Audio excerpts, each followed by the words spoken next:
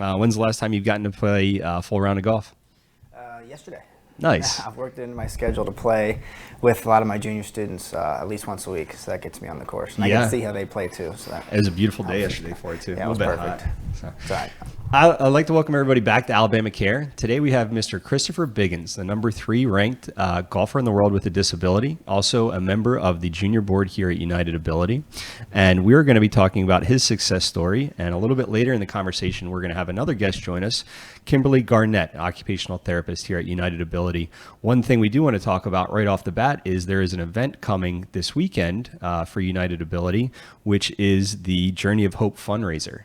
Can you give a little bit of background about that and just kind of shout that out at the beginning? Then we'll go back to it a little bit later. Yeah, so Journey of Hope is United Ability's biggest fundraiser of the year.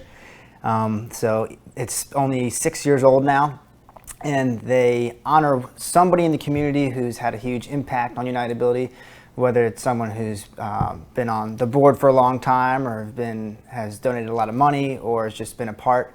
Like last year, they honored Brassfield and Gorey, which is a company that built this building we're in right now. So really, it's an event to celebrate United Ability, to raise a lot of money for a good cause. It's a way to tell the story to a large group of people of what United Ability does. And I'm just blown away to be the honoree this year. I was just going to say, you're the honoree this year. That was a surprise when I heard about that. I mean, I love this place, so it's just a great opportunity to tell my story, how much I love this place, and how it can be so impactful on others, and just help raise some more money for such a great organization. Yeah, well, congratulations on being the honoree this year. And let's start off from kind of square one. For anybody that's unfamiliar with you and your work, kind of give us a little bit of background about yourself. Yeah, so I am a golf pro, a teaching professional, and so I'm the Director of Player Development at the Country Club of Birmingham here in Alabama. And I've been here in Birmingham since 2012, off and on. So I loved golf and being an athlete, and after college I didn't want to leave sports, and so I became a teaching pro. And in the winters, the past 8 years, I've also been into alpine skiing, trying to make the U.S. Paralympic ski team. So I'm all about sports, even though I have cerebral palsy, and I found a great home here in Birmingham with United Ability here, and just a great course at the Country Club Birmingham to work at. You can't do much skiing around here. No, in the winters I went to Park City, Utah to train with the United States Paralympic Development Team at the National Ability Center. So it's definitely two worlds of kind of spoiled in the life I've gotten to live. Yeah, I feel like you're kind of a snowbird a little bit. You come down here to do the golf and you go back up for the skiing. Yeah, exactly. It's a tough life. Yeah. But I think it is really important to be active, for everybody to be active, to be involved in kind of like a community sport where there's team building, stuff like that. I've always been active in sports growing up. Wrestled in college, and then kind of after that was you either go into teaching or you try and make it into the Olympics. And now we have MMA, which a lot of people will go into, but didn't want to get punched in the face, didn't like that. Me neither. Wasn't good enough to try and make it to the Olympics. And I, after that, kind of did some bicycling, and now I play ice hockey down in Pelham. But I think it's important to always be consistent there and be active, get your heart rate up. Yeah, and sports have such a bigger impact than just the physical side of it, because like you said, there's teamwork. For me, it's hard work. If you want to get to a certain level, you have to work hard. You have to put in a lot of time and effort, and you have to think smart about how you train. And you build some great relationships, some great friends, learn some great life lessons. Like in golf, you learn etiquette and respect, and you have 10-year-olds shaking hands with each other after the round. So there's so many good things that come from sports, and sports have been my life since I was growing up. The doctors told me when I was 2-3 years old, and they told me and my parents that he's going to have to live like an athlete to keep his muscles warm and loose, or else they're going to deteriorate. And so I got into sports, one, because I loved it, but two, is because I had to. And it's just been an incredible world, and sports is my passion. I love how you say shaking hands there, because like in wrestling, when you step on the mat, you are actively looking to bloody that person up and to hurt them, win the match. But afterward, there's such respect there. You look in the eyes, you shake the hands. Good match, buddy. I'll see you next month. We'll battle again. And it's so important to be able to do that. Now, you grew up in a very sports-minded household. Brothers, siblings. Yeah, I had an older brother and a younger brother, and we were all, we weren't in wrestling matches, but we wanted to beat each other's brains on the football field or soccer or baseball. So we were very competitive, but that was the perfect thing for me, because let's say my older brother Mike, he was incredible for me, and I didn't know it at the time. It was sort of like he was Mr. Miyagi in the way he helped me out. But he knew when to push me and then when to help me. And so I obviously needed help with some things when I was a lot younger and growing up. But then when it became time to play sports and to be a normal person, he treated me like a normal person. He expected the best out of me. When he picked me for his team, he was pushing me to perform. He wasn't like trying to help me out on the field as he was going to tackle me. And he was going to say, like, get up, get stronger, that kind of guy. And so he was supportive. And then my younger brother was the same way, especially when he got older. He was 4 years younger than me. But, he caught up to me pretty quick in athletic ability. But it was just a great team environment we had growing up between us three brothers. They kind of almost like become your harshest critic where they're constantly pushing you. And I think that's good to kind of, as parents, let that happen.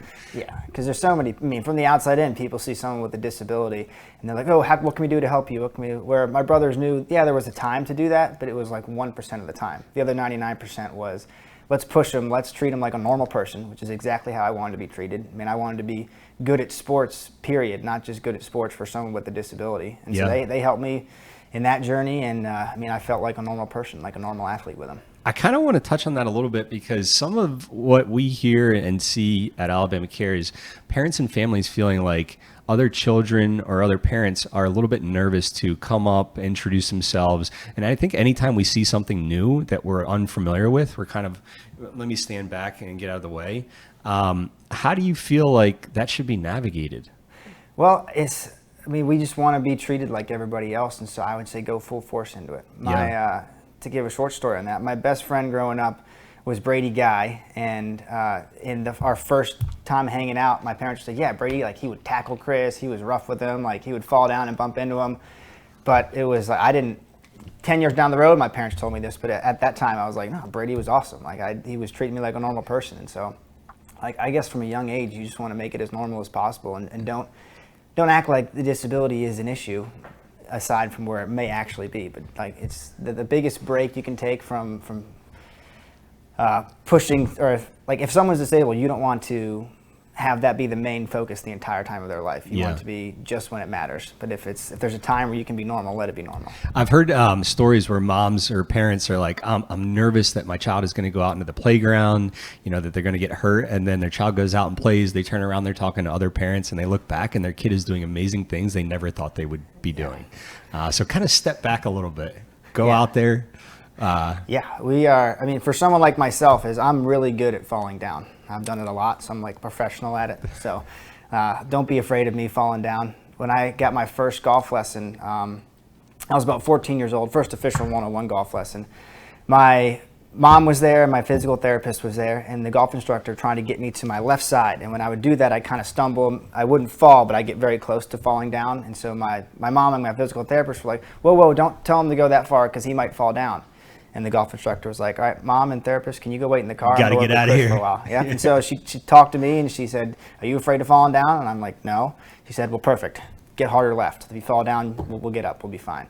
And that was, the greatest thing for me. That's when my golf game really turned around when I was growing up. And so it took that extra little push of don't baby us. Let us fall. Let us get hurt. Was that like being able to follow through all the way on your swing, like going all the way? Yeah. Are you righty or lefty? Do you swing? I'm a righty. Righty. Yeah. So a big thing in golf is you have to have ball first contact. You hit the ball, then you hit the ground or brush the grass on the target side of the ball. And so for me, if I shifted to the left and got that good impact, I would kind of stumble down because I wasn't ready for it. Yeah. But now, fast forward 10, 15 years, I have a walk-through, follow-through, where I'm walking towards the target after I hit. So I don't hold the pretty follow-through. I kind of do that, take a step, and then kind of hold it to get my weight going that way. And that's when I learned that when I was 14 years old because the instructor said, you got to almost fall down going that way. And so you kind of pivot off of your front foot. Yeah. So I lean my left leg's a stronger leg, so I get into that left leg, swing as hard as I can, and kind of control the momentum going that way. Yeah. So you started golfing. You said it really started golfing at 14.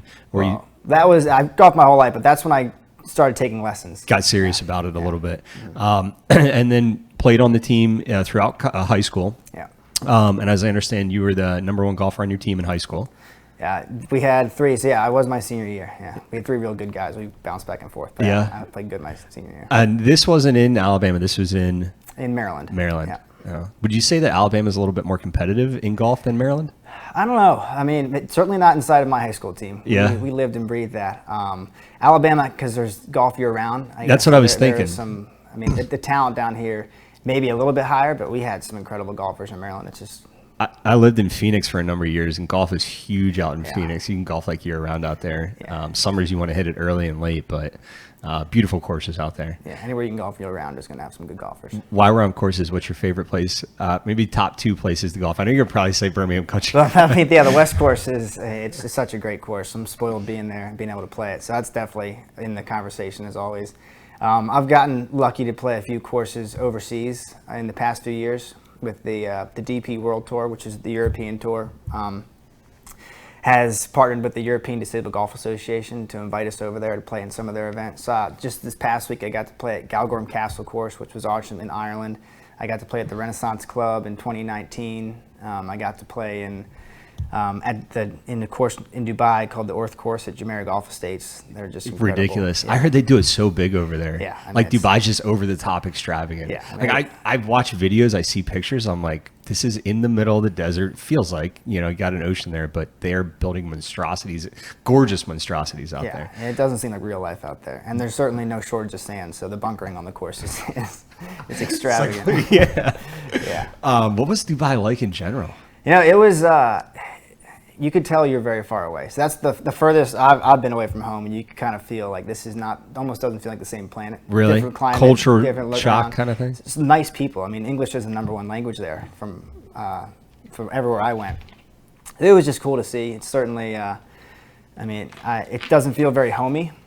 I would relate it to like maybe Las Vegas, where it's good for touristy for like a weekend or something like good that. for a weekend, but then you gotta get back to home and be like, Yeah, Sin City of the world. So Dubai's like Sin City. I went to Vegas one time and it was like, I don't think this place is for me. I want to get back out in the countryside. Yeah. All right. So, but besides the Birmingham Country Club, can anyone go to the Birmingham? Can I go in and play around? No, it's members only. But if members can bring guests once a month, and so if you have a friend who's a member, you can certainly get on. Yeah, maybe what we're doing right now. Yeah, huh? we're friends.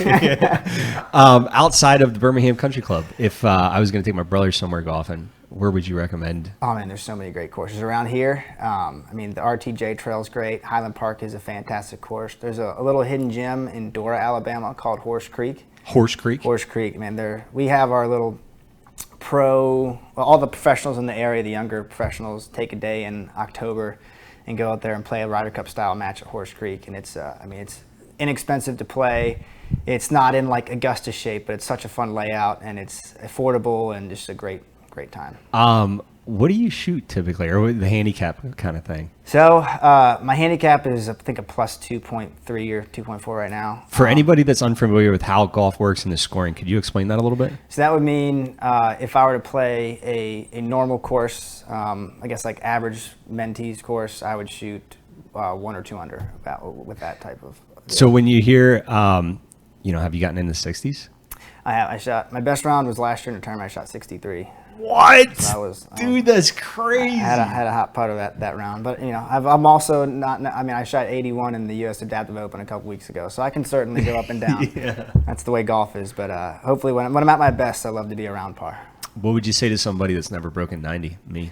Well, golf is one of those sports where you don't need to shoot low numbers to have a great time out there. So it's sort of, if you want to break your own par. So if you're trying to break 90, then your par for that day is 90. It's not necessarily your par is being 72. So you can have fun doing that. I feel like you're giving me a pat on the back when I'm like the worst in the group. You're like, it's okay, bud. You're just having fun. Yeah, as long as you're playing fast. If you're not taking too long. Yeah. But yeah, golf and skiing too. My other main sport is like, you don't have to be doing double black diamonds on the ski slopes to be having fun. Like each day, you're just getting a little bit better. That's the cool thing about golf and skiing is it's the process of getting better makes it. When did you start the skiing?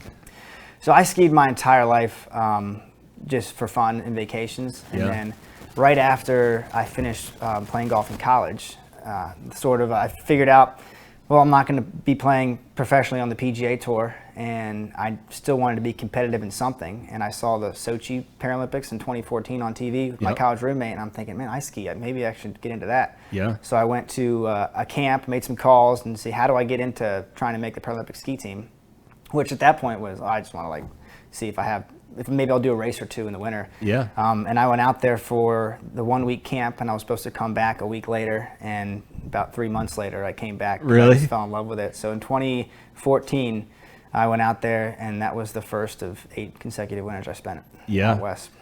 Pretty gruesome training, I imagine. Yeah, gruesome but fantastic. I mean, skiing is a sport that is basically 100% legs, and legs are the part of my body that is most affected by my disability. So it was basically a way for me to train 5 days a week for a purpose, and it helped my disability out so much. So beyond just the joy of trying to make that team, there was so much benefit physically for me and then mentally, because the better condition I'm in, the happier I am overall. Whereas if I have a bad day and I'm not walking great, it certainly hurts my morale. But with the skiing thing, I was working on my legs every single day, and I was much happier, and it was just a really cool experience for me. Yeah, I notice, and I like to eat, so I'll just put that out there. I'm a little bit of, but I notice if I'm having a good day, if I get a workout in or I go play a hockey game, I have a great day. If I'm having a bad day and I go get a workout in or I go play hockey, I'm having a good day. It just makes it that much better. It's, I mean, I don't know the science behind it, but it's 100%. Yeah, something here and the body's linked and it makes you feel good, endorphins. And skiing, you mentioned a lot of it is legs and a lot is core too. For anybody that's, maybe some people in Alabama haven't been skiing or haven't had the opportunity to, it's a lot of cardio and a lot of core. I mean, you're just to stand up on skis or a snowboard, I mean, is incredible there. Yeah, and it's one of those things I relate to rock climbing too, where you think you're in shape and then you go rock climbing and you're like, you can't even tie your shoes afterwards. You go like this, like you don't use your hands for a day. So for myself, I mean, after a couple months of ski training, I mean, I wouldn't really get tired, I guess, during the day of skiing, and then you'd have great athletes come out on vacation and be huffing and puffing walking to the lift. So it's certainly it's just such a good workout, and yeah, it's going to be a little grueling to start, but worth it. Do you ever swim? Swim, yeah. My grandmother had a pool growing up. I would just swim for fun. I mean, I wasn't any fast. That's another great workout. Low body. Impact. So, it's something you can do long term, but it's a full body workout. I was swimming the other day and I was like, oh man, I'm doing pretty good. And like some younger kids got in. I'm like, I suck. I'm getting out of here. Swimming laps around you. Yeah, exactly.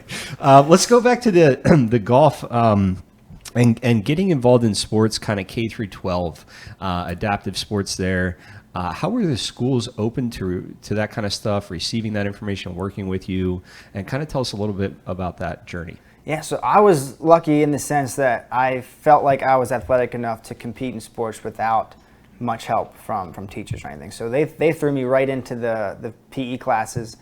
And I mean, it was sort of an adjustment the first week of school with the teachers being like, oh, do we need to help Chris with this or with that? And for me, I didn't need it, but I've had many buddies in class that did need a little bit of help, and it's just so important for that to happen in schools for 2 reasons. One, for myself and the other disabled individuals, but 2 is when you have a disabled individual in PE class who's trying to play volleyball with the team or basketball with the team, the other students, the able-bodied students, love that, and they want to be a part of it, and they're going to have more joy out of passing Johnny, who has it in a wheelchair and makes a foul throw. They're going to get more joy out of that than making a three-pointer themselves most of the time. And so it's not only good for the disabled athlete, but it's good for the entire class to see that we want to have Johnny score points today.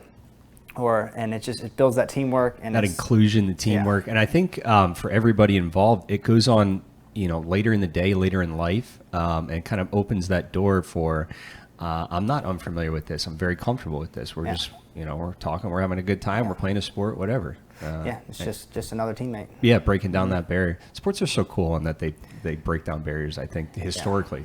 They've been able to do that. All right, so you're playing golf. Are you playing another sport in high school as well? I've tried to play baseball. That was a little different story. But baseball was my number one sport growing up. Yeah.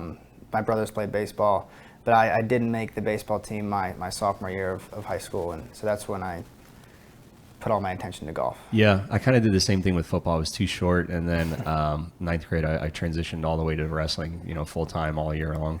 But I imagine with the golf swing you got, you're probably knocking them out of the park to play.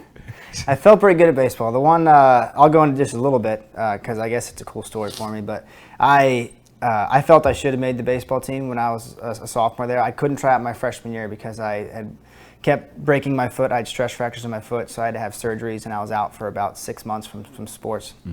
I came back my sophomore year, And I mean, I was on all the all-star teams growing up for baseball. I was a pitcher. I was a great contact hitter. I would never strike out. I wasn't a speedster on the base paths, but I was smart in the Get games. on base, score I runs. Get on base, get RBIs. So I felt like I was useful, and I had spent my whole life trying to be useful on baseball teams. And then the tryouts for high school baseball were a week long, and so the coach saw 1 week's worth of drills instead of 15 years worth of the sports that I've been playing. So I didn't make the team, and I felt like that was just a heartbreaker because I was Chris the baseball player growing up for most of my life, and so I didn't make that team. I was just so enraged that my disability prevented me from making this team, and that's when I turned to golf because golf was a sport that you can turn in a scorecard. There's no pictures on the scorecard. If I shot 45 and you shot 46, I beat you. It doesn't show, well, I hit the ball much shorter than you. That's it. And so it kind of took the coach's opinion out of play because when I played baseball, it wasn't exactly beautiful, but I got the job done. And in golf, it's the same thing for me. It's not the prettiest game of golf, but I'll get the ball in the hole in less strokes than you, and then that makes me the winner. So that's sort of why I turned to golf and let team sports go behind. Yeah, kind of a back question here. Do you notice that you're more attracted to stats and numbers because of that experience, just anywhere in life? Well, not really. It's the stats, I think, don't really show the full story of the work that goes into it, because certainly you can succeed in any sports without being perfect in any particular area. But definitely, when I'm coaching, I kind of get more into that kind of stuff. Yeah. Yeah, I think it's good to document. They always say like you grow what you document, that kind of stuff. So even if you're working out, you want to, what's my max or how many times can I do it, that kind of stuff. It's a great way to track improvement. Yeah, and we got these new. Do you do like any of the Apple Watches stuff? Yeah, I got this. I had a Whoop for a little bit with the ski team. What is it? The Whoop watch, the one that it came out, I guess, around COVID time, but the ski teams had it, and it was just it got in depth. The biggest thing that it did was it tracked recovery. Okay. So when we would train for 10 hours a day and you get 8 hours of sleep, it would tell you in the morning, well, you only had 62% recovery compared to if I had a day off and then got 8 hours of sleep, it's 100% recovery. So it really lets your body know, or let you know how much your body's improving or recovering. I think that's going to be something that we see more and more, and everybody's going to use it. Like around your house, it's going to tell you recovery stuff. I don't have one right now. I've been looking at some of the Garmin's with the chest straps. I don't know why I feel like a chest strap is more accurate than a watch. Probably isn't, but I'm like, it's over my heart, so it's telling me 100% what's going on. And the other thing is sleep, I think, is really important to the recovery there. And we should be tracking a little bit more of that. But I wish I was smart enough to create a product, because I knew it was going to take off in 20 years with all this tracking stuff. Hindsight there. Yeah, one of your quotes that I came across is, failure hurts, let it hurt, then let it help. How does that relate to baseball and transitioning to golf there? Were you just so fired up that you were like, I'm going to excel crazy in this next sport that I'm focusing on? Well, that's where that quote started. And so I've had plenty of different failures after that baseball, but it all pivots on that one because that's where I decided to go into golf. And if I would have made that baseball team, I probably would have had, it was a JV baseball team. I would have had fun playing for 4 months on the team, but I probably wouldn't have had the motivation to go as hard into golf, and so I would have been an average golfer on top of being an average baseball player, and then maybe sports would have really passed me by. But what happened there was I got so motivated after not making the baseball team that I wanted to be the best at golf, and I eventually became one of the best in the county my junior year, and then in the state my senior year, so I could justify going to try to play golf in college, which then got me into the profession I'm in now. And so without failing at in that baseball tryout, I probably wouldn't have anything that I have right now. Yeah. Because I would have been okay with the status quo. So I needed that failure. And at the time, it stinks. You don't really know why. But when you do fail, just know that, okay, I'm learning why I wasn't ready yet. And then it motivates you to get back stronger and then let it help. You could also, though, take that failure and let it hurt, but not let it help, and just let it tear you down. And then you break down, you don't want to try anything else, and that's when it can really kill you. But don't let the failures hurt you, because they can help more than anything. Yeah, and maybe sometimes it's just saying, you know what, this is your path that you thought, but we're going to go a little bit this way, in the future here. I had something similar happen to me in 9th grade, but it was a family thing. So my mom moved away, and I was like, it really hurt. And I dug into sports in school at that point, and I wouldn't have wrestled in college, I don't think, if that didn't happen. Yeah. I don't know if there's a message there where sometimes you have to kind of keep it inside and let it fuel you. But I know everyone says you got to talk it out, and then I feel like it kind of loses a little bit. Sometimes you have to keep it, where it's that burning fire there. Yeah, that it lights the fire. It's that one extra rep in the gym. It's that one extra hour on the practice range. So playing all through high school, and then what was it like transitioning to college? Were you nervous? Yeah, college was a different ball game because I was always. Were you actively recruited in high school? Not very strongly until my senior year, but for those of you who know about golf recruiting, if you're good your senior year, it's already too late because the coaches have basically got it all figured out. Yeah. But I wasn't a long hitter, and so moving up to the next game, when you're playing college, the courses are longer, the courses are tougher. My game wasn't quite at the elite level. But I was still trying to get better, and I went to Methodist University, which is a D3 school. They don't give out scholarships there. We had a professional golf management program, but Methodist just won their 13th national championship, so they're a powerhouse. Really? It's a golf school, and it's one of those schools where you have to, every single person going in has to make the team. Yeah. So there's an open tryout. We had 83 players try out about each year for us, and they're all golfers. They're all PGA professionals now, so it was extremely competitive. And I didn't make it my freshman and sophomore year, and I wasn't really even close either of those years. But I knew that was my biggest goal. And sort of after some time here in Birmingham and then some treatment I got at United Ability, things turned around for me a little bit. I made it my junior and senior year, and to this day, I think that's still one of the biggest accomplishments of my golf career, was making that able-bodied college golf team. Yeah, you said 83 people typically tried out every year. How many people get to be on the team? So there is 15. Wow, Yeah. That's a selection process. But like you said, it's a scorecard thing. Yeah, and so it was a super tough course that we qualified on, and I mean it was I can remember every single shot from the final rounds. It was stressful down the line. Yeah. So it wasn't just making that team wasn't just physical ability or how far you can get the ball. It went into the mental game and making those clutch putts, and it was just that's so excited to make the team. I wasn't very good in wrestling. I did it since second grade, but then I started to get serious when I was a sophomore, and I started doing other types of wrestling, which are Greco-Roman and freestyle outside of collegiate wrestling. Doing it year-round, got people to train me, took on extra training, that kind of stuff. You mentioned that you had a jump really in your skill there in college, and you also mentioned that you were doing United Ability, coming United Ability. Talk about some of the stuff that you were doing at United Ability that you think really had an impact. Yeah, so before I came to United Ability, there was this 2-year law where I thought that for care for my disability, like specific disability care, was only available in pediatric.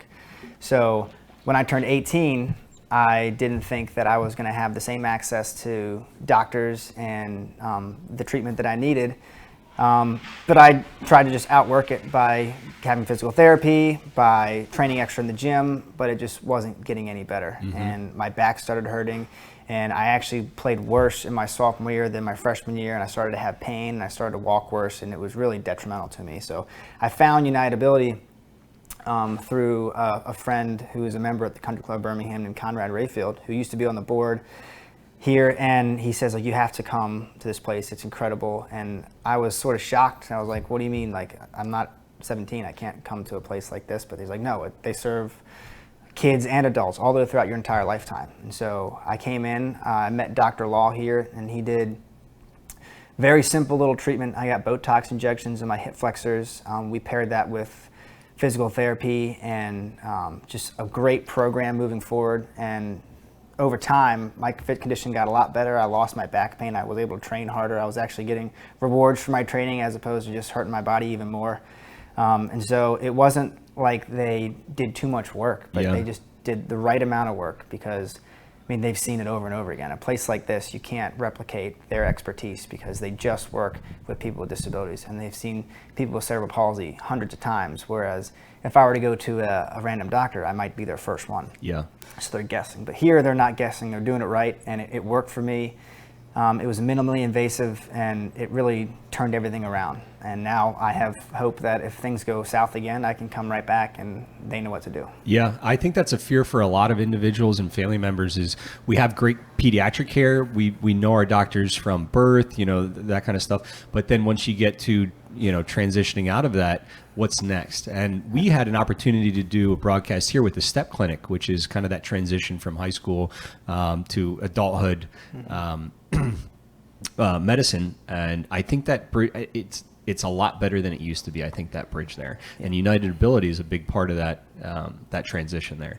Now, you mentioned one of the things that Dr. Law. It's funny you say Dr. Law because that's who my aunt saw as well, and he recommended a number of therapies, including some medication, that kind of stuff. One of the things that he recommended was the Botox, and I think she had it done a long time ago, but we didn't do it again. Did you notice the Botox help?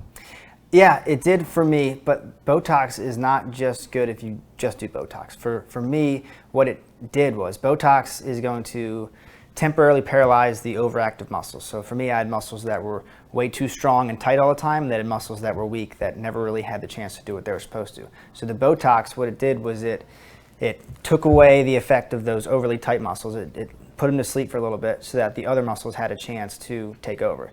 Now, if I would have gotten Botox and sat on the couch, it would have been detrimental for me. Yeah. So that was just my 5 to 8 month opportunity to go out there and work out as hard as possible to build those muscles that now have the chance to grow, and that's what helped. And when I was growing up, we used to do Botox with serial casting. And so what is serial? So that's basically putting you in a cast in a certain position. So they did it on my right leg. I could have been my right and left leg, but I think it was mostly my right leg where they shot it in my soleus and my gastrocs, which are like the calf muscles. Okay. And they put me in a cast to give me dorsiflexion. Oh, okay. And so before my toes wanted to point, but then when they deadened these muscles, they put me in this. They held me there for 2 weeks. They take the casts off. And so it was basically just a 2-week stretch on muscles that were then allowed to stretch because of the Botox. Yeah. And then coming out of the cast, it was like, all right, I mean, it's like if you come out of a cast after you break your arm. Yeah. It's weird to use again. But there's different strategies and ways to use it. But here, we paired it up with the right physical therapy and training right afterwards to make it actually work. Yeah.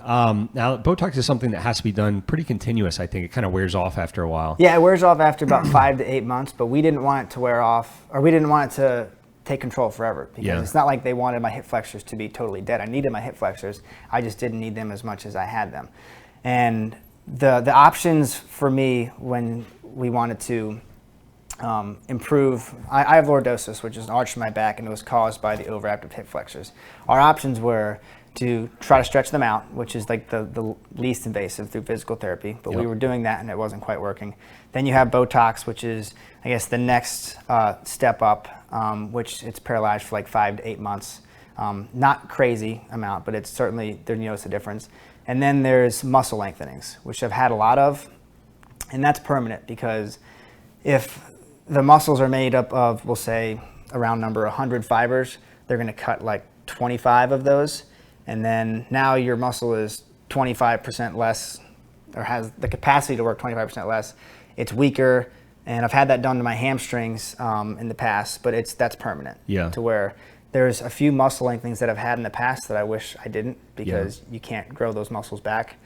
And that's permanent, to where if it got into a horrible state where I really needed a advanced procedure on my hip flexors, we would have had to do that. But that would be like, that's permanent. I can't ever get that strength back, and we're taking one step back, and that's about it. And so those were things that you were kind of thinking about, but United Ability with the Botox and the physical therapy, you were able to overcome that and didn't need that. And doctors could have easily said that. And I even once had a doctor, when I was breaking my feet, suggest that I fuse my 3 bones in my foot so it wouldn't happen anymore. Yeah. But then I would lose all mobility in my foot. And so that doctor, I mean, not knowing enough about the options, that I could have done that, and that would have ruined my skiing. I would never have been able to ski again.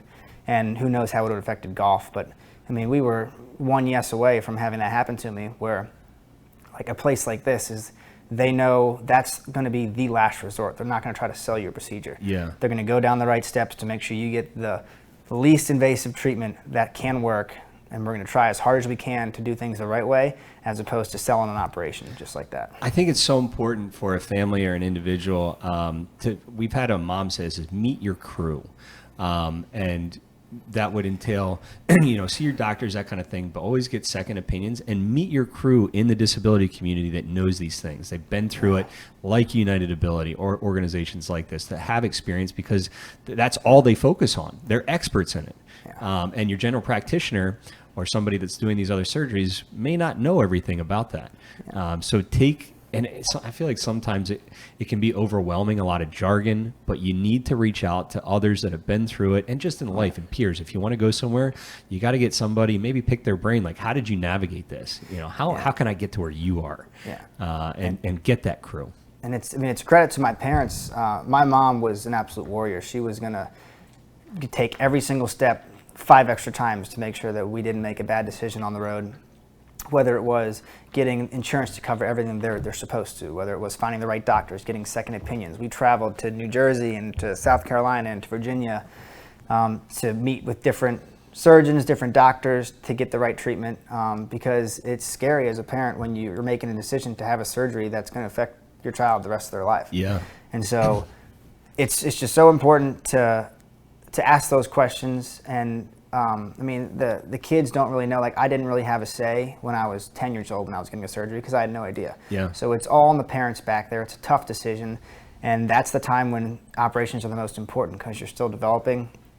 And so, there's just listen to this podcast, listen to doctors, read all the journals, do as much research as you can to figure out what the best decision is. And there's such a huge community of people that have gone through the same thing that are really willing to help out and give their input, whether it's right or wrong. It's just great to hear about stories from the past. I'm glad that your parents held off on that a little bit longer. But you didn't know at 10 that you wanted to, go for the Paralympic ski team, alpine skiing, anything like that. But grateful that you're doing that today.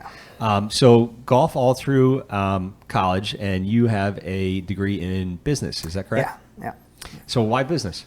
So at the professional golf management school I went to, you got your Class A PGA certification after the 4 years, but you also got a business degree. And so there are a few different schools that gave out hospitality degrees, but a business degree we saw as, if I get out of golf, a business degree you can still build off of and use in many different areas. And so it was just a great background. Me working as a golf pro, what I've learned in school is fantastic for me, because I'm basically running a business with my teaching. Yep. And it also helps just in everyday life. Like for me, on the junior board here at United Ability, it helped learning how to fundraise and personal finance, and also business was a great degree to pursue. I think having an understanding of that, maybe reading a couple of books, is very. They say we're all our own business, that kind of stuff. How you represent yourself, what work you do, that kind of stuff. I'm going to take a quick little break here and just acknowledge some of the chat, some of the comments here. Yeah. CC Perry says the medical services at United Ability for adults with disabilities was life-changing for someone like me. Dr. Law and the Ability Clinic helped me my quality of life better than any other member of my healthcare team. Perry, is awesome to hear that. Perry also asks, do you know if United Ability plans to bring back any medical services for adults with disabilities, or are they planning to only continue serving kids? I know Dr. Law is gone, and I believe United Ability has replied to it. So, yeah, they have physicians on campus here. My Dr. Law is no longer with United Ability, but my aunt continues to see the new doctor. I cannot remember her name.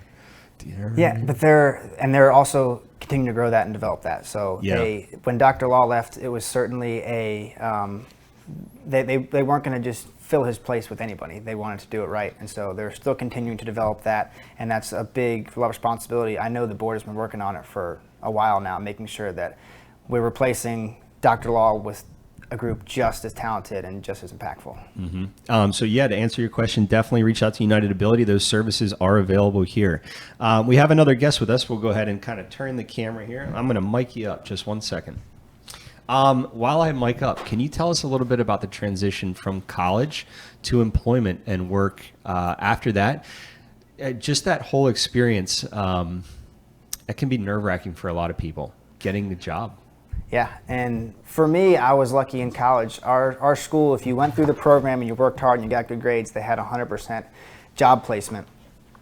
but finding the right area was certainly stressful. So a reason why I came back to the Country Club of Birmingham, I did 3 internships there when you're really only supposed to do 1 with our college program, because United Abilities was here, and we were able to say, well, he needs to come back to Birmingham because this is such a great spot, and it's irresponsible for him to leave something like this behind. And so I pursued the career here in Birmingham, and it was, it's 13 hours away from where I grew up. So it was certainly moving from a life that I had been used to a life far away from home.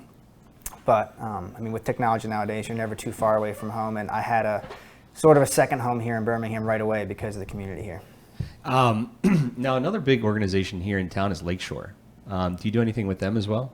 I had a little bit. So I've been on their campus a bunch. I've gotten to see a lot of my friends who I've served on the junior board with here are also involved with Lakeshore. They do adaptive recreation, which is one of my passions in life, is obviously with the skiing and with the golf. So they do fantastic work, and I wish I could spend more time out there. Their hours don't quite align with me working at the golf course because, in the summers it's sun up to sundown, but they do fantastic work.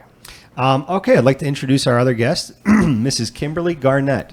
Mrs. Garnett is an occupational therapist here at United Ability. Mrs. Garnett, if you would introduce yourself. Sure. So I'm Kimberly Garnett. I'm the occupational therapist for United Ability's Link Point Adult Day program. And how long have you been with United Ability?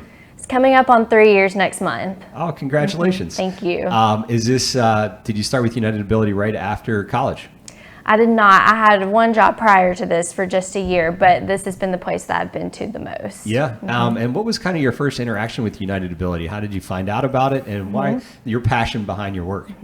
So I actually came here when I was a student in grad school, completing my OT master's program. And so I got to do like a year-long project with one of the OTs who was here. Okay. And so that's how I ended up getting to know United Ability and having some familiarity with the Adult Day program. Otherwise, I probably wouldn't have known a whole lot about it. But it was a good experience to be able to bring me to this point and how I ended up getting my job here. Yeah, I feel like United Ability is very arms open, very welcoming to everybody that walks through the door. And we've been speaking with Mr. Biggins kind of more about personal journey. I'd like to ask you kind of from United Ability, what exactly does an occupational therapist do? What does the day-to-day look like? What are some success stories of individuals that you've worked with? Sure.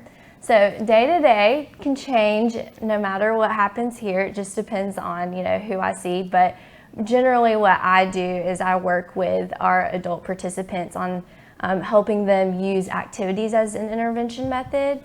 And for them, it's to improve their functional performance and the things that are meaningful to them. So, that could be anything from wanting to tie their shoes or some kind of other daily living skill, but it could be something, bigger than that they might want to participate in. It could be, something like a leisure activity that is a lot of meaning to them. Yeah, and when you're with your clients, about how long do you spend with each client? So ideally, the most I spend time with usually is about an hour. Some days it might be 30 minutes, it could be 45 minutes. It just depends on the client and their needs for that day. Is it typically every week, or is it more monthly for you?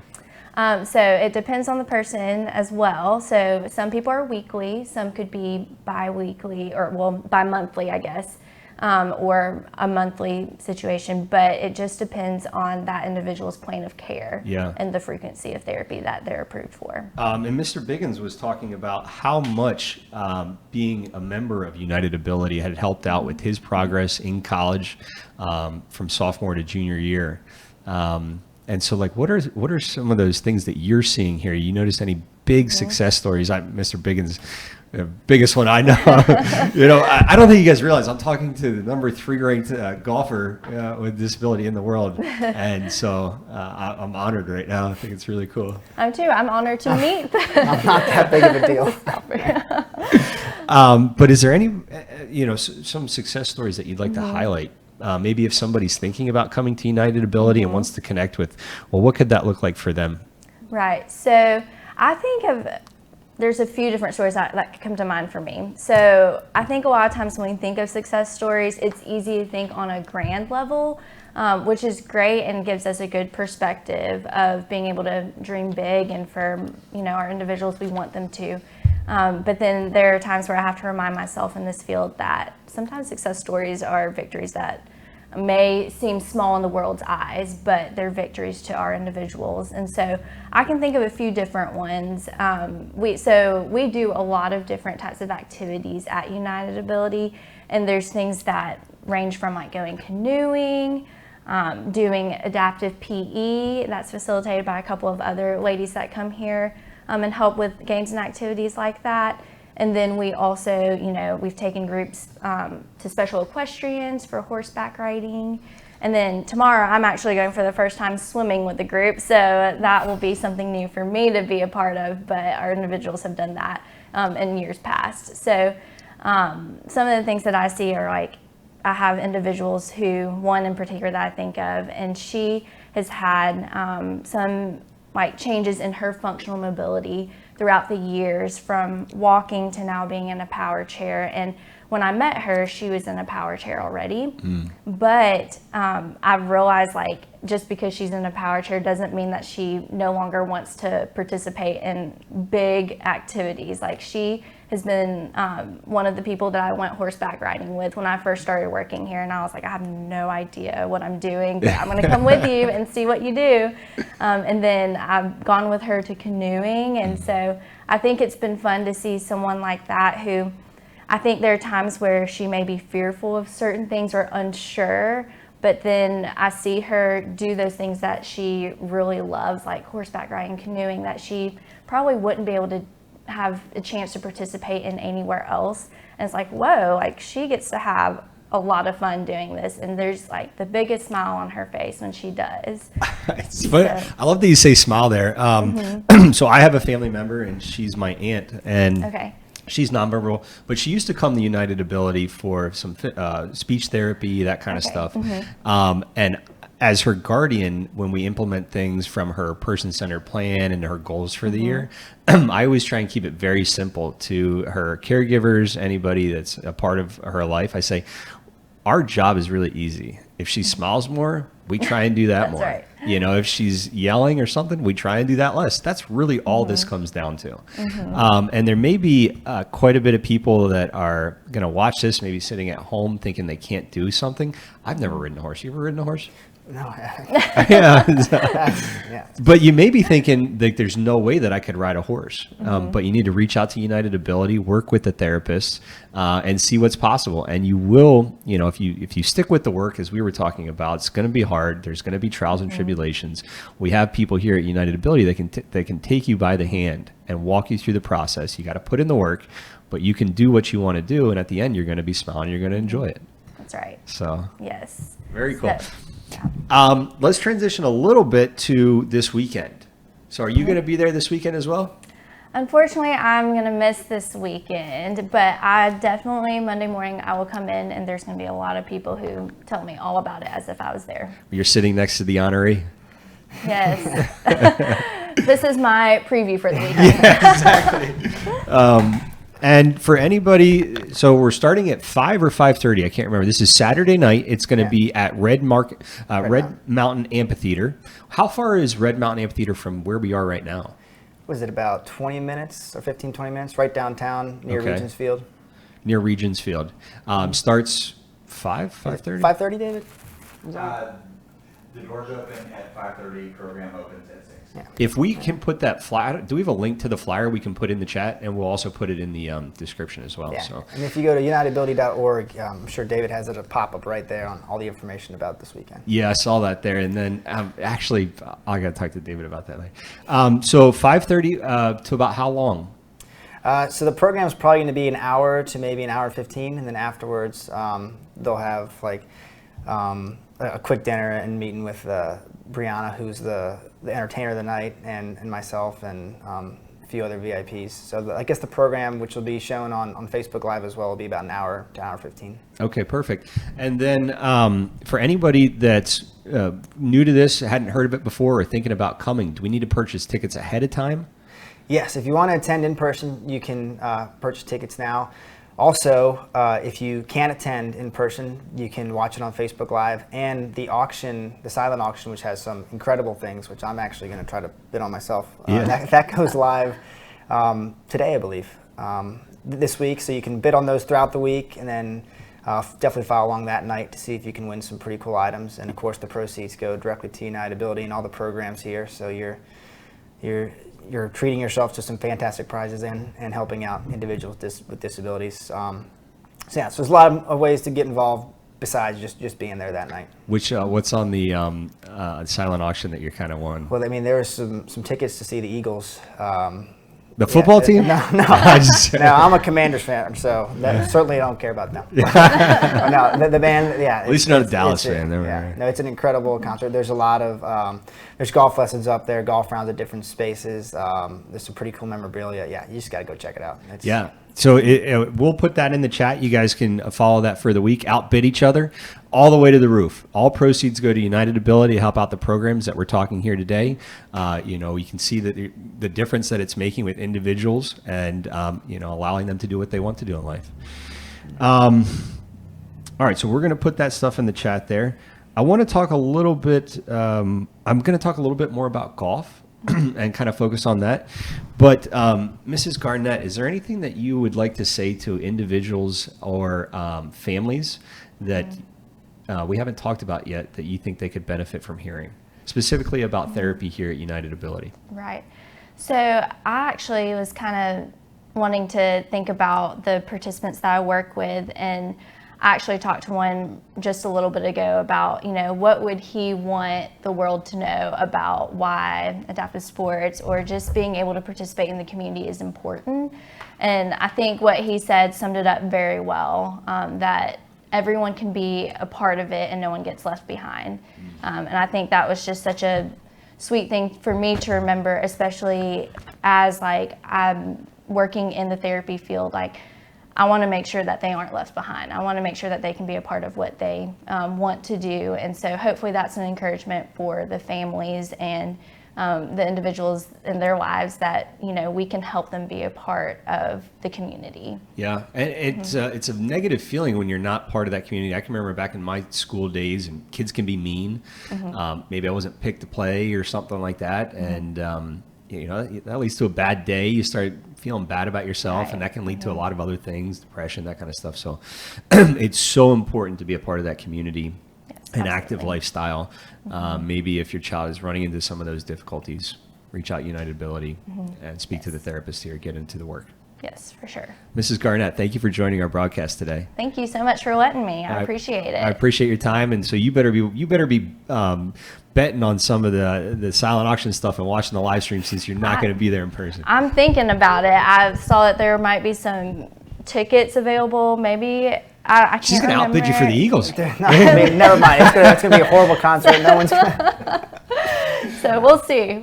Yeah. Thank you once again for joining us. Thank you again. I appreciate it. I appreciate your time. All right, now that I know you're going for the Eagles, I might have to outbid you there too. We'll go ahead and switch the camera there a little bit. Excuse me. And your microphone. Yep, if you could just give it to Mr. Barry. All right, so we were talking about transitioning from college to work, and how do we go from your player development for PGA at the Country Club of Birmingham? How do we go from that to EDGA? So the EDGA is the European Disabled Golf Association, and they're more than just European, right? They're into Canada. They've helped the United States with events, but they're sort of a global force right now in promoting the game of golf for individuals with disabilities. And so I played in the United States Disabled Golf Association Championship in 2019. And I won that tournament, which was one of the best weeks of golf I've had. And because of that win, I got to play in a tournament that the EDGA got started with the European Tour. Okay. And that event in 2019 was the Scottish Open, which is the week before the British Open for those golfers and that know it. And what the EDGA did in partnership with the European Tour was they took the 10 qualifying disabled golfers and they put them inside of the Scottish Open. So we teed off a half hour before the actual professionals. I was hitting range balls in between Justin Thomas and Roy McIlroy on the range. Like, no one was kicking me out. And it was a life-changing experience there. And so we got to play inside of the event in our own competition. So it was me versus the other 9 guys. And I mean, it's a way to promote disabled golf and to show the world on the grand stage that golfers with disabilities can have success. And there's guys missing legs, there's guys with cognitive impairments, there's guys missing arms and hands and neurological disorders. And so in that field, there was people overcoming their challenges, performing at a high level, golfing on a professional course next to the professional athletes that we watch on TV every week. And it's just, the EDGA did a great job of showcasing disabled golf and how golf is one of the most inclusive sports and one that people with disabilities can play. Now, you mentioned that you played in a U.S. DGA, so the U.S. does have its own league. So the U.S. Disabled Golf Association, there's a bunch of organizations. That's one of the big ones that hosted the first world ranking event in the United States. Okay. And the EDGA helped with that world ranking, so that's where they kind of came into the frame there. But there's a ton of different organizations here, and they've banded together in the past 6 years since I've gotten into disabled golf. And the USGA just had their first national championship this year, the US Adaptive Open, which is in Pinehurst, which had 96 of the best disabled golfers from around the world come play. They treated it like it was a US Open. Yeah. And they had it on Golf Channel, they had all the media outlets, so they had their stories told. And so it was a great way to celebrate disabled golf. And so it's certainly a growing game in the United States and around the world. There's a lot of momentum right now, and it's got a bright future. Yeah, and I think that it's golf. You can play for a while.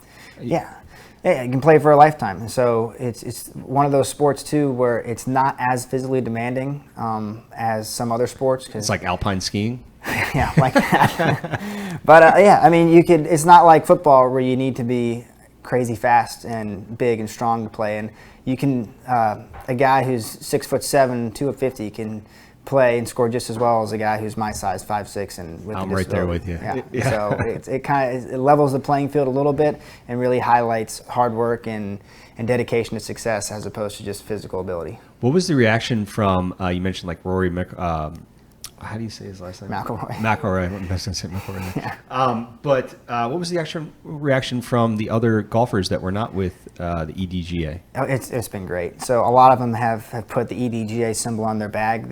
I've been to, I guess, 8 events now overseas in conjunction with the DP World Tour now and the EDGA. And so we've seen the same pros every once in a while. We've gotten to play in Dubai 2 of the past 3 years, and the golfers are talking to us like we are competitors with them. It's not like it's a fan, hey, you want an autograph. I mean, you're talking to the guys eating lunch. We eat lunch in the same players lounge area, and they're like, oh, what'd you think about that pin on 6 today? And it's so you feel like you're a professional golfer, and they're asking about how we play. And I mean, Jordan Reed and I talked about paddle rounds and how we both shot 3 over the first day and how we were going to attack the course the next day. So I mean, we felt like we were professional golfers. They didn't treat us like golfers with disability. It was like we're in the event with them. Yeah. Which, I mean, it was just cool to see and be a part of that little fraternity with those players. What does that conversation look like when you're analyzing a course? And this is going to be a little bit more golf specific, but what is it? What do you think about when thinking back about those holes?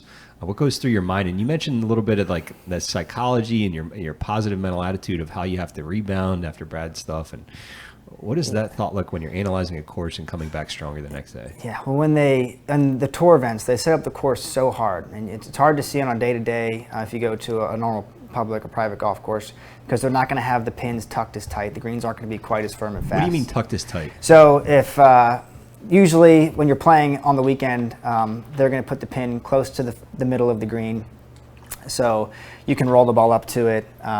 That you're never going to be like too close to a hazard with the pin right next to it. But for example, in the tournaments in Dubai, there were some pins where you just could not hit the ball at because it was just over a bunker, and if you landed the ball on the green, there was a downslope and it would kick over off the back into water or whatever. So you had to play 15 feet out to the left and hope to make that 15-footer. It wasn't like you could just go at the pin. Yeah. And so you have to think about if the pin's back right, you can't drive the ball in the middle of the fairway. You have to drive it to the very left side, so you have a little better angle to hit a curving shot in there. And so you can't just look at it straight forward. You have to make a detailed plan and hit every shot with a purpose. When I get up to the box, I look for the flag, and then I just try and crush it. And then when I go into the fairway, I look at my ball, look at the flag, and I just try and crush it. You know, sometimes that helps.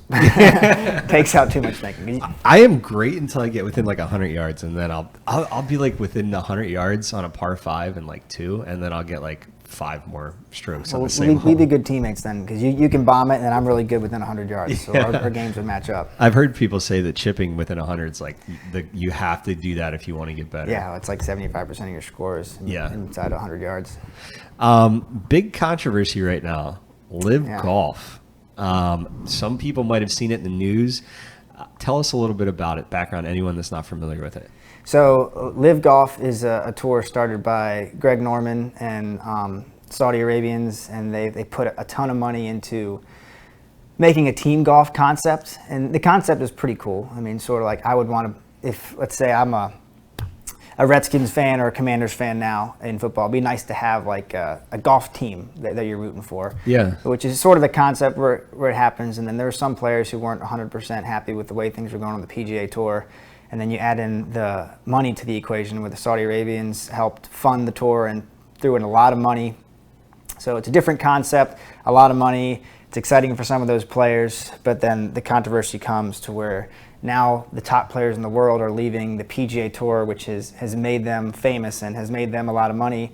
And now they're taking that fame and going on to another tour, which is taking away from the PGA. They're making more money, but the tournaments aren't really worth as much in terms of trophies. It's more of just the money Cash. grab. Yeah, I've heard crazy, like, they offered Woods like 800 million or Yeah, something like something, that yeah. just to play. I didn't know about the team aspect of it though.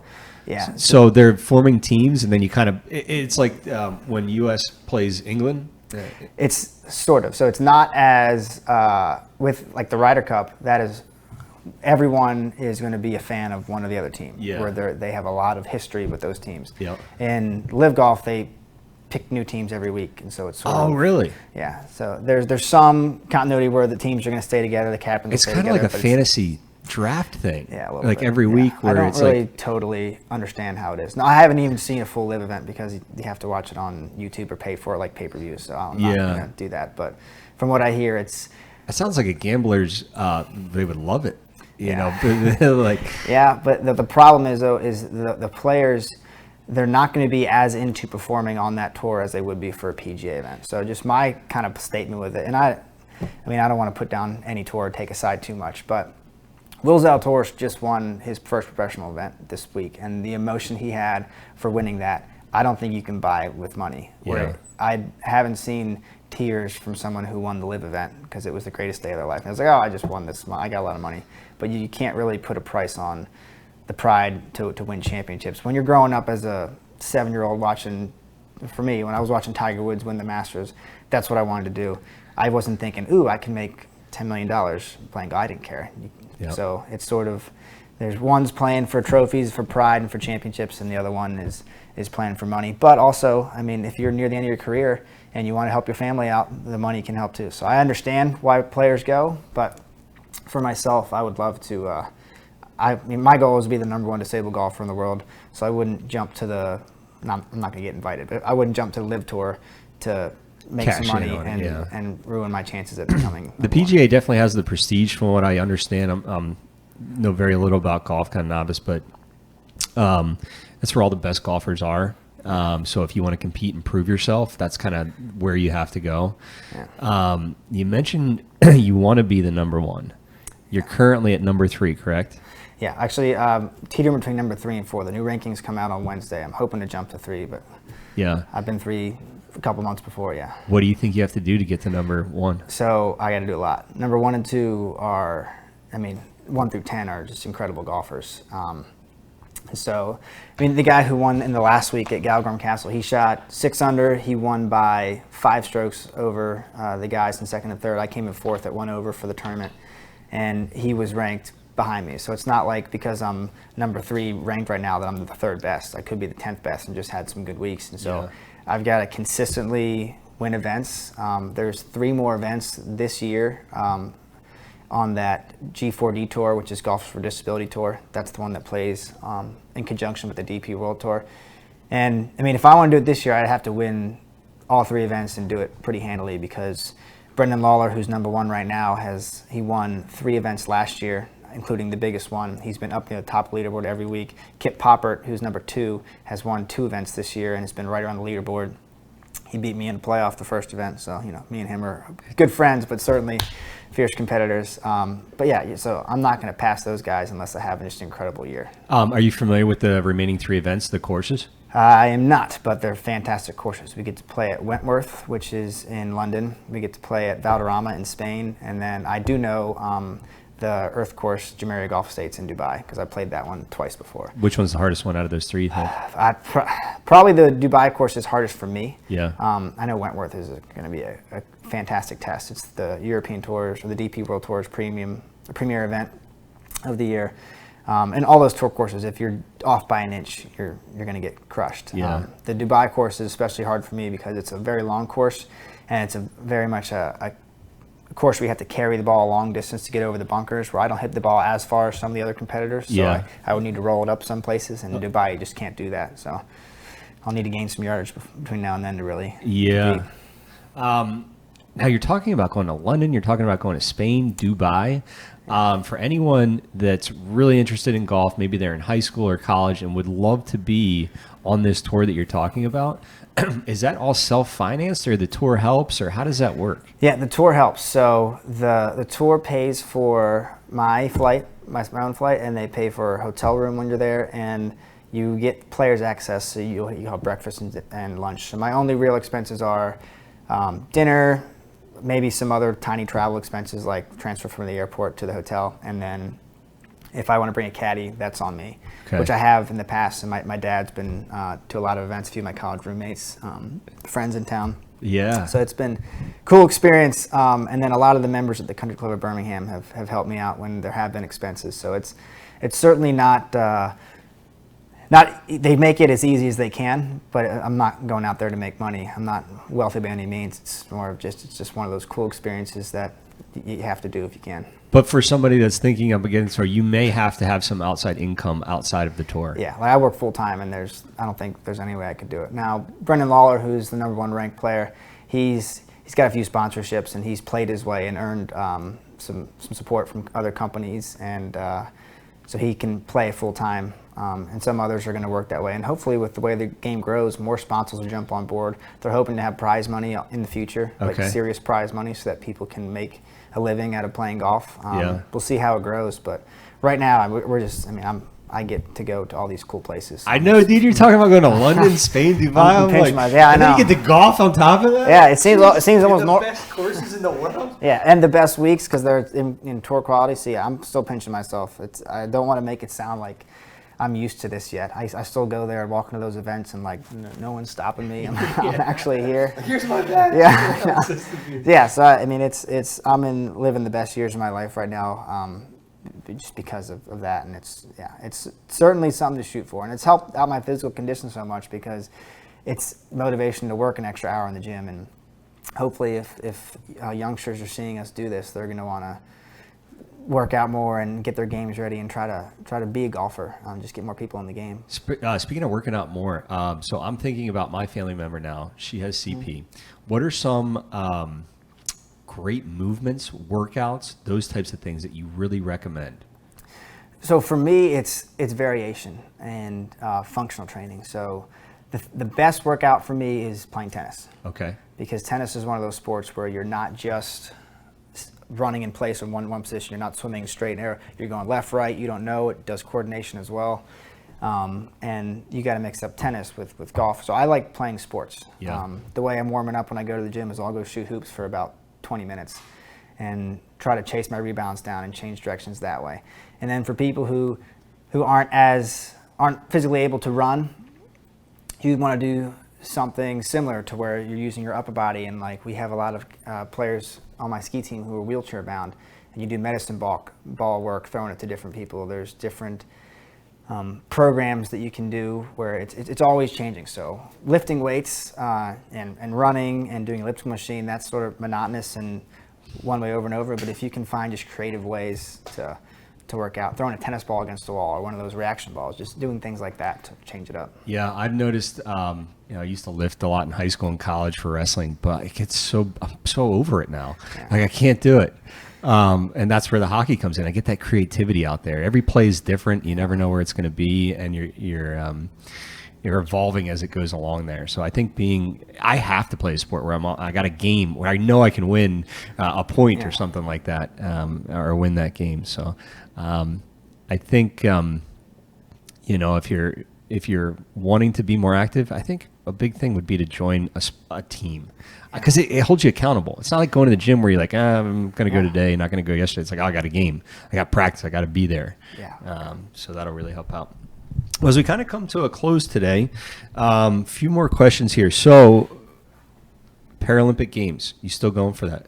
So for skiing, I just retired from that. Okay. So I gave it 2 stints. So it's like a 4-year commitment to try to make the teams, or at least I made it a 4-year commitment, because there's the Paralympics every 4 years. And I mean, I worked my butt off, and I wouldn't say I got very close, but certainly close enough to be in the conversation to making it. And I met some of the most incredible people. Like one of my good buddies, Thomas Walsh, who I got to train with, he just won the silver medal in giant slalom for the United States. And so there's been so many great things that have come from trying to make the Paralympic ski team. And I'm going to be a skier forever. I'm going to go back on vacation and take 2 days of training with my team when I go out there, just because I'll miss it. I'll miss being with them. But then we're also working very hard to get golf into the Paralympics, which it's not a Paralympic sport yet, but we have so many big organizations now pushing for that, and it seems like a no-brainer, like it should be in there. So I really believe it's going to happen. So my Paralympic dream could come true via golf now, where it sort of died with skiing when I didn't quite make the teams, but it's been rejuvenated with the possibility of golf. So in the current rankings, who is ranked number 1 again? In golf, it's Brendan Lawler. Brendan Lawler. Yeah. Is he from the U.S.? He's from Ireland. Okay, so that's what I was kind of wondering, is like the EDGA, is it primarily like England and the U.S., or do you see a multitude of countries represented? Tons. And so, I mean, we could go on the list. I know players in the last event that are from England, from France, from Spain, from New Zealand, from South Africa, from Australia. So they're from all over. United States there's going to be a bigger representation from the USA in the next few years when we get more world ranking events. Because there's a few golfers, and like I said, I'm number 3 in the rankings, but that doesn't necessarily mean I'm the 3rd best. It's just today. Today I am, but there's a guy, Chad Pfeiffer, who's been my closest competitor in the States that, I'm not going to gamble against Chad. He could beat me any given day and does all the time, and he's not on the rankings because he just hasn't had the opportunity to play overseas as much as I have with his family and things. So the ranking's going to grow when more people and more tournaments are there to play for in the USA. But they're making world ranking events everywhere, in South America and in Asia, and so it's really becoming more and more global every single year, and bringing more people into the game. The quality of the players are better, and it's really exploding. When's the next games? Is it 2 years or 3 years from now? The next Paralympic Games are Paris in 2024. 24. And then we're hoping to get it in 2028. So you're going for 28. Yeah, because it's too late to apply for that there, but not me specifically, but all the organizations are pushing for it to be accepted. It makes sense, like you said, for it to be in there. I feel like a somewhat accessible sport. Yeah, you can play as a seeded player, you can play as a blind player, and then you can play very close to the level of true professionals. To where when we played in the European Tour events, we played same course, same tees. And to give a quick example, Brendan Lawler in that first event at the Scottish Open, he shot 3 under on the front 9 when he won that tournament. And that beat 90% of the field of professional golfers. Where Brendan, if you guys can look him up, he's an incredible golfer, but he's, I think, 4'9". He's short in stature. I don't know the exact term for his disability, but he's, absolutely incredible for the situation he's given. And the number 2 golfer is Kip Poppert, and he's got CP just like me. But there's a guy, Juan Postigo, who's got one leg, and he carries his bag a lot of times and crutches with one leg, and then will throw his crutches down, hit the golf ball, pick his bag up, and go. And so he's incredible in his own right. But there's all these golfers find a way to get it done, and they compete on almost the same level as the able-bodied professionals. So it's one of those sports that allows that close of competition. You were just talking about carrying the bag, and I know that you can bring a caddy to help with that, but are there any limitations? I saw this one, like a golf cart, where this individual would press a button and it would bring his chair out to the side, and then he could hit it while still seated in kind of the golf cart seat. Yeah. Are there restrictions for some of that on the tour? So for our events, and we're going to grow from this, but for the European Tour events, the ones that are in conjunction, that's only standing athletes right now because the courses are just too long for the seated players. Okay. Now, there's tons of events for seated players, and the U.S. Adaptive Open had a seated division. And it is tough because with those golfers, they have to drive the carts on the greens, so there's only a certain amount of courses that can allow that. The pace of play is a lot slower. And in those European events, we are playing right next to the professionals, so we can't take more than 3.5 hours to play a round. It was sort of, we're lucky to have, our limitations aren't as big as the seated players. Mm-hmm. But you flip the script on the seated players, the things that they can do are absolutely incredible. And those machines, the solo rider golf carts that help, someone who is paralyzed from here down can still play around a golf and shoot near par from the right tees. I saw it on TikTok and I binged that channel. I'm like, well, this is awesome. Yeah. I'd never seen it before. Yeah. But it, this gentleman gave it a heck of a whack off the tee, and I was like, he's probably out driving me for sure. Yeah, no, those guys hit it. I mean, it's remarkable how they do it. Okay, so you jump back into the junior board member. I think you said it was 6 years you've been on the board? Yeah, now it is. Time's flying, but yeah. Yeah. What are some of your goals and dreams for the junior board in the future and United Ability? So, I mean, the junior board does a great job of fundraising, and it's a great way to bring more people into and tell the story of United Ability. So I've been on the junior board for 6 years, so I've seen almost 2 to 3 full rotations of people. And when someone joins, they learn about United Ability, their friends learn about United Ability, their parents learn, and it grows and grows and grows. So the more people that we bring onto that board, the more we're able to spread the message, and the fundraiser that they run bring in friends and other businesses. So it really just spreads the word about United Ability. And I'm hoping soon to graduate to the big board here, and I have large aspirations of helping grow a adaptive recreation program. So I got to train with an organization called the National Ability Center in Park City, Utah. That's the ski team and the Paralympic Development Program that I trained with, and they are an organization that is 100% adaptive recreation, and they do unbelievable things. And what are some examples of adaptive recreation that they're doing that you would like to see here? So they have their own setting out there because it's in Utah, so it's like action sports where they do rock climbing, they do horseback riding, they do skiing, they do water skiing, they do white river rafting and all that. So that's sort of their niche. But here in Birmingham, we can do things like tennis, we can do golf. Golf, of course, is something that I totally want to promote. We can join up with them for a ski trip. Mm-hmm. We can anything, any type of sport activities. Just like she was saying, we have the canoeing that they did. They have a rock climbing wall over in the school. Like anything that is active that they can do, we're going to keep on growing. And we can bring in experts from all over to help run those programs and to show them that, hey, you're in a wheelchair, but you can do this sport. Yeah. It's like, hey, you have a cognitive disability, but you can do this sport. And it's just something that can create memories. And like we know, being athletic and being active has such a large benefit. So Mrs. Sellers, it sounds like you guys are going to be expanding.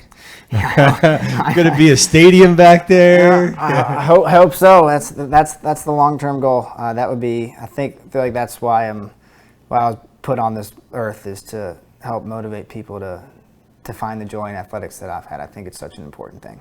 This is a question I haven't asked anybody, but is there any book that you recommend? Look, is there a good one you're reading right now, or if someone's interested in sports or interested in being more active? Yeah, for me, I've read a lot of mental game books because golf is such a mental sport. Yeah. So Dr. Brett McCabe has this book called The Mindset Manifesto, which is real good for athletes looking to handle the pressure of sports. And not to pick on you, but before we did this, you did a breathing exercise, which is the same one I do before I push out of the gate in ski races. Is there's a way to get your body ready to perform at the highest level, and that can work from doing an interview or doing a ski race or a golf match or even getting on a horse for your first time. There's such a mental side to just be prepared and to attack things with confidence. And so that book kind of helps create your mindset manifesto, the way to attack things with confidence. Yeah, I'm going to have to check that one out. I haven't heard of that one yet. Good. The breathing helps me before I get on the ice when I play a game. Yeah. It's like, got to get centered here. And it's like a trigger. And I've heard that smells can be a big trigger, but to kind of like prime you for like, okay, we're going into battle now, or, we're doing this, whatever that looks like. Yeah. Okay, as we kind of finish up here, just to remind you guys, this weekend at the Red Mountain Amphitheater, downtown Birmingham, by the Barons game, 5:30 will be the Journey of Hope fundraiser, United Ability. We are going to put the links in chat for the silent auction, which is up right now. So if you guys are feeling like you want to spend a little cash and you need to spend it on a good organization that benefits United Ability and all the people they serve. What is something we haven't talked about that you think an individual or family could benefit from hearing? I